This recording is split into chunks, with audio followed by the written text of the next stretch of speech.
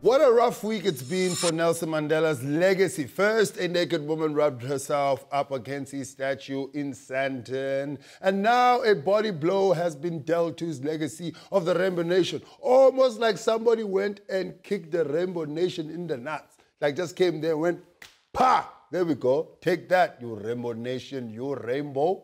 These students from the University of Pretoria apparently went to a fancy dress party kitted out as domestic workers. Anyway, it being the new South Africa, lots of people understand why it's not a good idea to go around offending people all willy-nilly. Anyone can be a domestic worker, but actually painting your face black I think it's very racist. It is not funny. It was never meant to be funny. I have no idea why it even came up as something that could be laughed at. It's not funny, man. But there are some people out there who just do not get what this fuss is about. Other students who wouldn't speak on camera had mixed reactions. Some have described it as childish.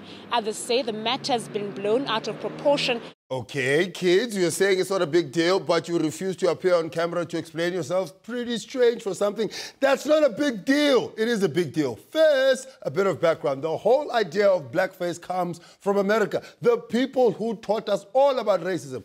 When black performers weren't allowed to perform in white establishments. So they'll get a white artist who came into the habit of playing black people on stage by rubbing shoe polish or burnt cork into their face and then playing very slapstick, silly versions of black people. You know, hey, master, pass me the chicken over there. Now, I know some of you are still saying, so what's the problem? Well, the problem is that it presented black people as clowns and fools that are only there for white people's amusement. Now, what does that have to do with modern-day South Africa? Well, think about it. Think about it. After our long history of racial oppression, do you really think it's a good idea to be mocking people of other races, especially black, about their features? Is it a good idea? No. No, it's not a good idea. But people do it all the time, Loyiso. That's what you say. Yes, but does it mean it's right? No, it doesn't mean it's right. We know Leon Schuster has made a fortune by making his skin dark and acting like a buffoon. Even the outsurance guy uses blackface to sell products. Yo, you must buy this thing. La, we are buffoons. 5 rand airtime. You're saving my life. We know that every day on TV, people are selling washing powder, airtime on this thing. Guys, let's stop. Huh? This is a plea to the advertising people. Please, guys, let's stop. Huh? The problem here is that after the end of apartheid, no one got the racism shamboked out of them.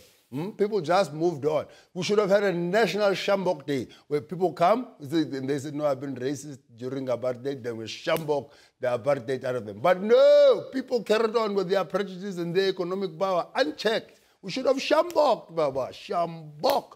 What do you expect now? It's 20 years later. You can't just shambok people. We'll get taken to the Human Rights Commission. It's important, South Africa, that you know that our racism is deeply entrenched. That some of us don't even know where it begins and ends. Now, next thing, you'll go to Sweden and call people, no, there's like a colored. No, you can't say colored. Colored is also a racist term. It's a racist term. And then there's coons. Coons are cool. People will say that the Cape Coons make blackface okay. If they can do it to themselves, why can't we? Well, this sort of gets to the heart of the matter, doesn't it, South Africa? It does. That people would take a tradition that has roots deep in colonialism and slavery and proudly adopt it for themselves forever. Now they own the thing. Now, do you think that all colored people are proud of this tradition? I guess the takeaway from all of this is if people tell you that they're offended, believe them. Who are you to say how they must feel? News that moves. ENCA.com.